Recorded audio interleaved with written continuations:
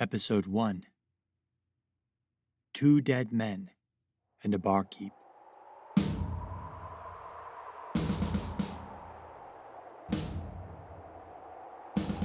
It was Shallow's night in the ruined city of Erebos. The air was cold with winter's gloom, the drums beat in solemn celebration, and a man garbed in gray made towards his next target.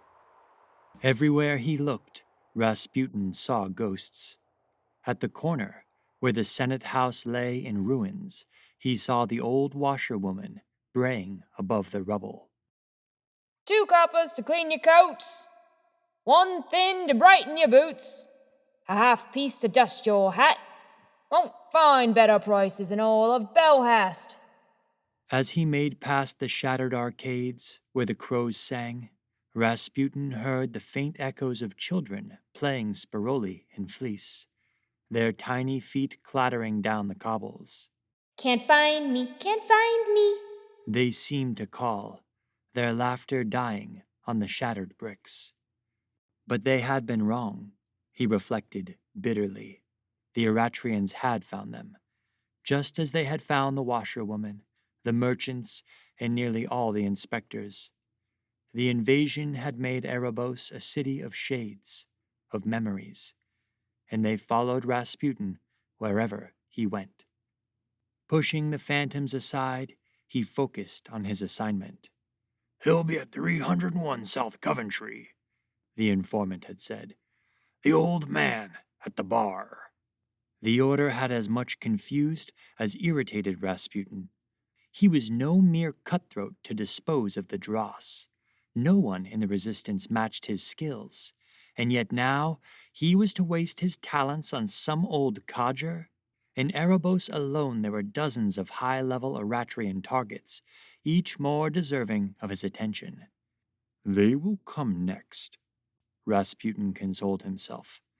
"Soon Oliver Rot will pay, even if their deaths must come, 1 drop at a time." 301 South Coventry was the sort of tavern that used to populate each street corner. Its heavy, wormwood door was plastered with dozens of molting mourning posters. Each one held the likeness of the young Veluze, his ink-blot eyes staring out menacingly. The Eratrian despot had been dead for 2 years now, but for the people of Belhast, little had changed. Glaring bitterly at the posters, Rasputin pushed through the doors. Inside the tavern, an old man was filling the air with his acrid voice. "And I was surrounded, armed men on all sides, inspectors looming, their brass hands gleaming in the torchlight." He lowered his voice in a way that said he was an old hand in theatrics.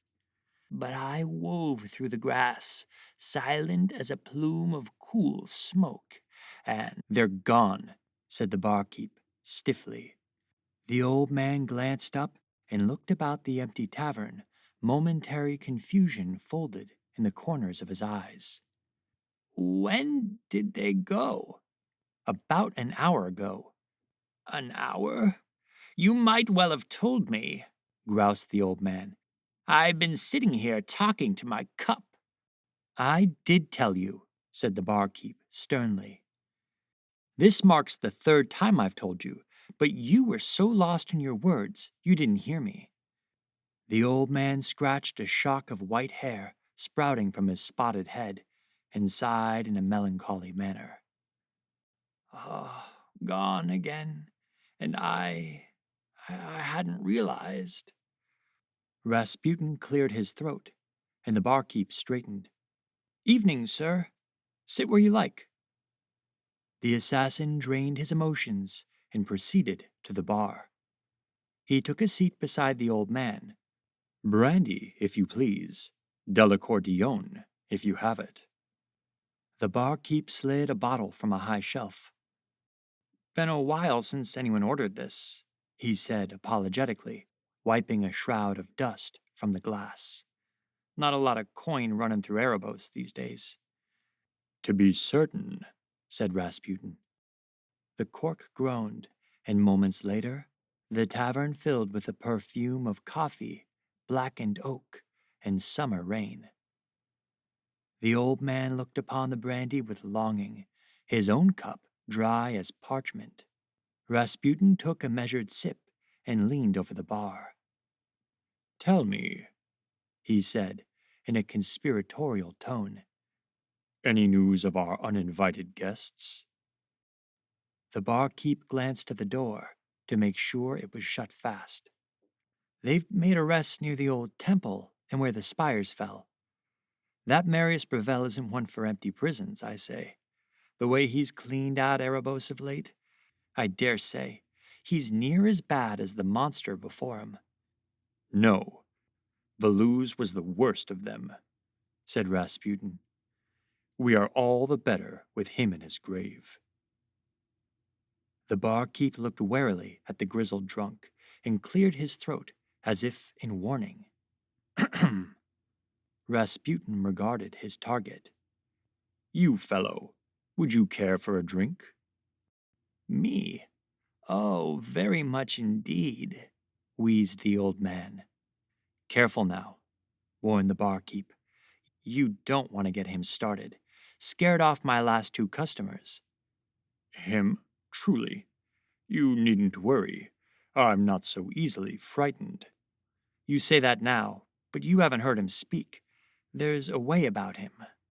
Rasputin produced a heavy silver dallion from his pocket and pressed it on the polished grain of the bar. "For your troubles." The barkeep took the coin and poured a glass for the drunk, grumbling to himself. The old man inhaled the vapors with relish. "Ah, such a masterful composition. I thank you." Rasputin smiled, his hand deftly opening a trick pouch within his coat pocket. "Of course. Now, a toast?" The old man raised his glass and smiled miserably. "To war, disease, and despair." Rasputin hesitated. "Truly, we've had a king's helping of all three these last few years. Why in the name of the gods would you want more?" "Seems to me that a fellow can raise his glass to any manner of things. But for most folk, a toast is akin to a prayer. And knowing the gods as well as I do, and just what sort of prayers seem to be answered, I'd prefer to believe I have their ear." To Rasputin, these words held a cruel wisdom, and he conceded. "Very well, then. Might I add one more to your list?" There came a nod of approval. "I say, to death." The old man's face furrowed with a wide smile. "Indeed, sir, indeed." They took their drinks, Rasputin a disciplined sip, his counterpart eagerly slurped half his glass. "I'm Hollander," Rasputin lied with expert ease. "I'm in for the celebrations." "Hollander, eh? Well, Hollander, my name is Veluze, ruler of your foul nation. Perhaps you've heard of me."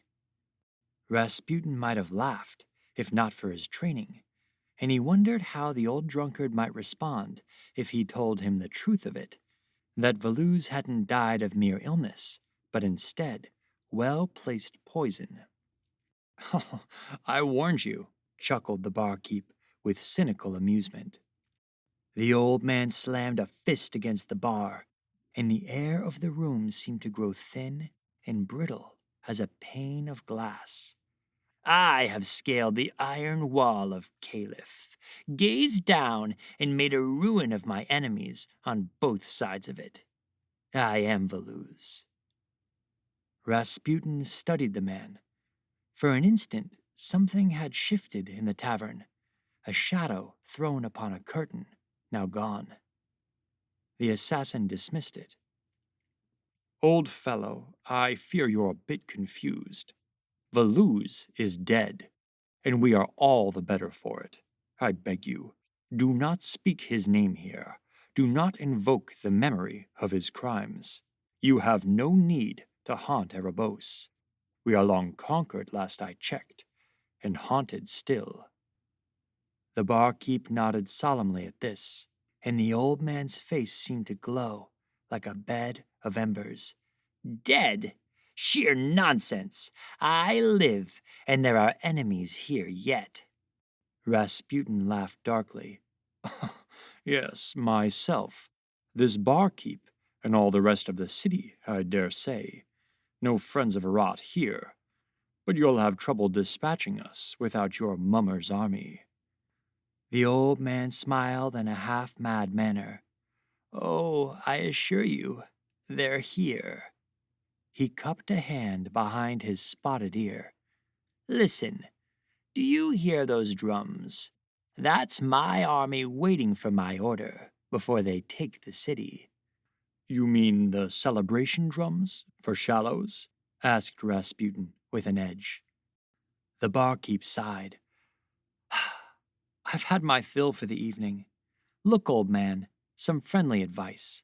Not a soul in all of Belhast wants to hear the ramblings of some loon claiming to be Veluze. Now, finish your drink and be gone." Rasputin raised a hand. "Actually, barkeep, it's a rare opportunity indeed to share a conversation with the man who destroyed our fair country." "You can't be serious," said the barkeep. Rasputin reached in his pocket and pulled free another silver dallion. "The first for your troubles, the second for your patience." The barkeep took the coin and fell into grudging silence. Rasputin continued. "Tell me, Veluze, for I am curious, have you looked upon this city? We are broken.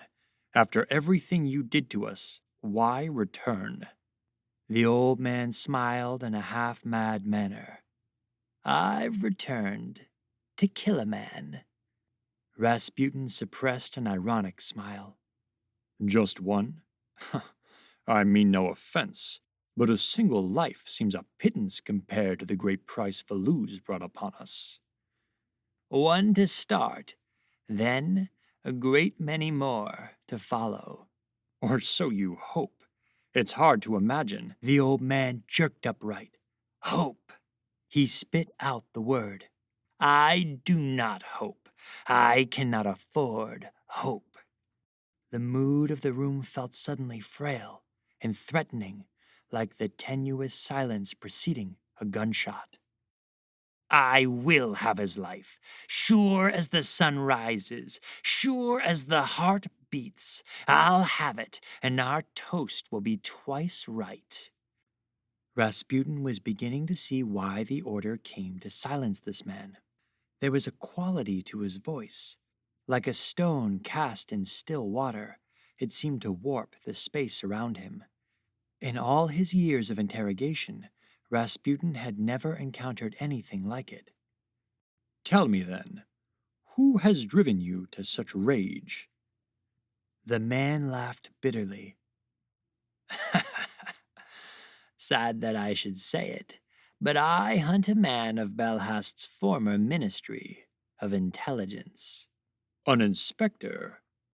"Aye, who else?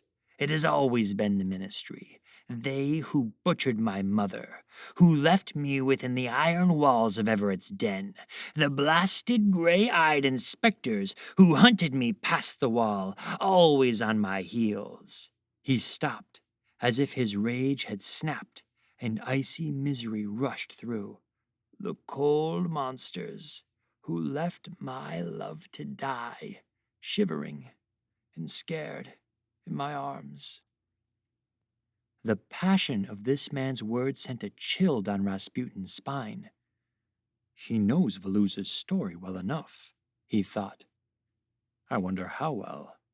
"I thought Veluze," he corrected himself. "I thought you destroyed all the ministry and killed its inspectors when you first captured the city. That's what your Aratrian officials boast, after all." "I killed many, but not all of them." "Indeed, no," thought Rasputin. "So then, you have come here for another massacre?" The drunk scoffed. Is it a massacre when the boot finds a nest of maggots? No, of course not. Nor was it a massacre when my armies took this city. It was justice, and I was the man who brought it. This made Rasputin ill. This old fool is nearly as mad as the wretch he claims to be. Keeping his face calm, he set down his glass. That's what the Eretrian military likes to say, isn't it? They brought peace, not war, justice, not butchery. It seems to me that the most atrocious acts are often tied to such lofty words. Veluze had every inspector's family executed and thrown in lime pits. What was that then? Noble sacrifices for future stability, the drunk declared. With such pride, Rasputin actually discovered his heart rate increasing. The assassin took a steadying breath.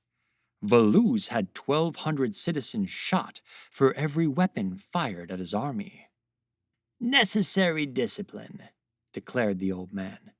And what of the fires, the districts burned and homes looted? The drunk hammered a fist on the bar. Repossession of Eretrian property! It was too much to bear, the wounds too raw to prod with such fiction. Leaning forward, Rasputin threw out a trap. And what about selling the wives of the soldiers to the slavers in the East? The old man didn't even hesitate. A wife for a wife! Eretrian women suffered a generation of shame at Belhas soldiers. The assassin smiled knowingly. False old man, no women were sold. If you were truly Veluze. But before he could finish, like some hound unleashed, the drunk lurched to his feet. A life for a life. I poisoned 100 to escape the mountain prison, and it was a pittance compared to what they were owed. I opened the throats of Eretrian nobles who would have rather seen my nation stay weak, murdered citizens who preferred peace and subjugation to liberation.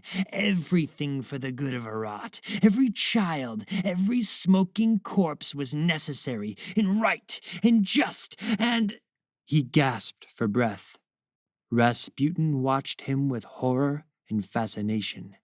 Again, he saw the pulse of life radiate through this hobbling dotard, for in a candle's flicker, the man's face looked nearly handsome, his cracked lips young. It was as if hate itself had sent the hot breath of reanimation through his brittle frame. It faded quickly, for as this man wheezed in a choked breath, he buckled with exhaustion and hacked something foul onto the wood. Planting a papery hand on the bar, he slowly eased himself back onto his seat and found some comfort in the remainder of his glass. And it cost me everything, he breathed lowly. All of it. What's this? Regret? Why then, old man, are you here, risen from your grave, promising armies and aimed at your justice again? The figure shrugged. I am but a wheel set on its course, and this rut was carved long ago. Rasputin eyed the man's empty glass. It was time to act. Reaching into his pocket, he pinched free the poison and looked to the barkeep. Another for my friend here. My thanks. You are as generous as the spring. As soon as the brandy slid before his victim, Rasputin drew his attention. Tell me, Veluze, he said, pointing to an old map depicting what before the war had been the border between Herat and Belhast. Where was it that your army crossed to attack Belhast? The old man turned to examine the map, and in one deft motion, Rasputin pulled free his vial, plucked its cork, and upended a drop into the old man's brandy. The motion was so casual, the distracted barkeep didn't even raise an eye. We crossed here, dressed as the enemy. They led us through the wall just near Perth. He turned back, smiling fondly at Rasputin. It was a glorious day. 50,000 men in gray, marching like a river through the looming iron wall of Caliph. We looked like a slash of steel come to cut the countryside, and we did. I heard your army crossed at Moran, he corrected him gently. Lies, he spat. Belhast lies. I should know after all. I was there. Rasputin had all but lost interest in the fictitious account of his own nation's demise, and rose to his feet. I'm sorry, sir. I've just recalled of a matter I must attend to. The old man's face sank into disappointment. Then, with a hard scowl, he waved him off, and with the eagerness of a true inebriate, fetched his cup. Rasputin had turned and was making for the door when the old man spoke one last word. Poison, he said from behind. Rasputin's blood congealed like ice. He turned to regard the old man, controlling his expression. The drunk was sloshing his cup. He held it to his nose and took in a breath. This drink is poison. Brandy, I mean. He took a mouthful and continued. It's amusing, actually. One could argue the end of Belhast's prosperity came from such a cup. Tell me, have you ever wondered how we crossed the wall, all without firing a shot? Rasputin felt something stir in him. In truth, this was a central mystery to the invasion. The Eratrians had been a broken people, incapable of organizing a rabble, much less an army that could launch a stealth invasion. The old man continued. There was once a Belhast general with a penchant for putting Eratrian homesteads to the torch. The Gray Flame, we called him. He knew every signal, every code, the deployment patterns for all of Belhast. So much intelligence concentrated in one man. Brandy. He liked his drink, his soldiers too. I don't think he imagined that the end of Belhast would bloom from ale and brandy. You mean General Pharaoh, said Rasputin, taken aback. Are you proposing that the Eratrians used Pharaoh to gain access to Erebos? The way he sobbed as he betrayed his own commander, it still gives me such pleasure. Rasputin drew a tense breath. Given Pharaoh's deployment in Herat and his considerable influence, it was a wholly plausible explanation. And that cup granted me access to Erebos, and in turn, Grand Inspector Piran. Now he was a man of so many secrets. A secret manor in the hills of Erebos, a wife shielded from public eye, classified programs testing ministry poison on prisoners, bribes and extortion to buy his position. I tell you, it was a wonder to watch a man of such discipline and power crumble and beg. The way he howled his wife's name. Lorena, what a sweet song he sang. Rasputin went utterly still. The drunk had hit the mark with his every word. How could he possess such privileged information? Rasputin stepped towards the bar, chest throbbing. How? How could you know these things? Oh, I know lots of things, Hollander. More than you could imagine. The assassin was beginning to think it so. All right, then. Tell me something else. Something that proves you're no mere storyteller. The man at the bar grinned, as if this question had been his aim all along. I know that before this night is ended, one of us will be dead. Rasputin stood perfectly still. What do you mean? The man swallowed the last of his fatal dose and smiled coolly. Sit down, and before this night is ended, I'll tell you." Trying to keep the concern from his face, Rasputin did just that. The drunk man smiled graciously. "There, now that's better. Hurts my neck to have to look up at you." He glanced down at his cup and frowned. "Oh, seems I've run out of drink." Rasputin got the message. "Barkeep, another."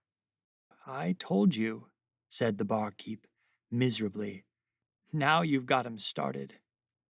When his cup was full, the old man smacked his lips together. "Ask what you will." Rasputin felt the sensation of implacable curiosity gnawing at him. Forgetting his place, he spoke bluntly. "Tell it true, old man. Who are you? One of his confidants? How could you know such things?" "Who?" The old man laughed emptily. "Who implies a name, a title, and I have gone by many. To those who fear my deeds, I have been a cur, a murderer, a despot, and other such colorful epithets. To those who knew me not, I have worn the mask of the innocent child, the grin of the cutthroat, and the mantle of the thief. To the slate-faced soldiers of the iron den, I was cursed merely as rat. And while roaming the high roads of freedom, the wayfarers hailed me as Ophilius and Morenthal and a dozen other such whimsies. In my ascent I have been a merry barkeep, an itinerant drunk, a scribe, a councilman, and a foolish and bitter soldier. To my Eratrian brothers, I am their blasted Adrillian returned. And here in the smoking ruins of Belhast, your tyrant conqueror. And of course, I have been none of these things, and may yet again be any, for that is in my power. Who am I? I tell you, sir, I am Veluze. If Rasputin had not looked down upon Veluze's corpse, if he had not smelled the stench of decay, he might have, for a mad second, believed this wild soul. Nonetheless, this withered man possessed these strange gems of truth. There was some connection to Veluze here. He was sure of it. It was the secrets he shared, his tone, the very air of him. And in listening to this man's words, he was suddenly more compelled to know his truth than he was to flee the scene. Was this old man of some blood relation to Veluze? Or even better, might he have been some veteran of the war, an Eratrian who had operated close to the tyrant? A tantalizing notion crossed Rasputin's mind. No one in the resistance knew the location of Marius Brevel, the man who had inherited Veluze's mantle, and by virtue, control of Belhast. What if this stranger held some grain of intelligence? He might know much of Arat's operation. It would be worth the risk. A single word, a name, anything might prove enough for Rasputin to put his poison in another tyrant's belly. He glanced at the clock. There were still hours to pass before the old man's dose took effect.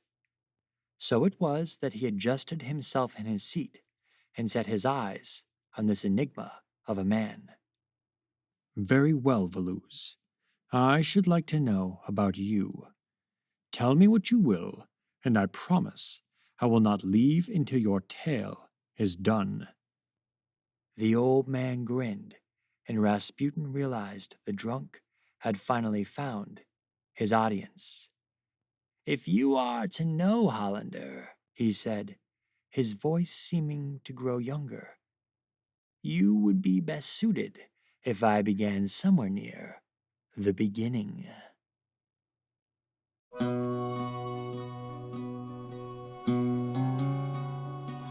The Final Face is written by Sebastian Stark. Voice acting performed by Sebastian Stark and Katrina Camp. IT and web design by Michael Camp. We are an ad-free production, and our future creations depend on your generosity. If you want to know more or feel like supporting us, check us out at thefinalface.com, or better yet, recommend us to a friend. Thanks for listening.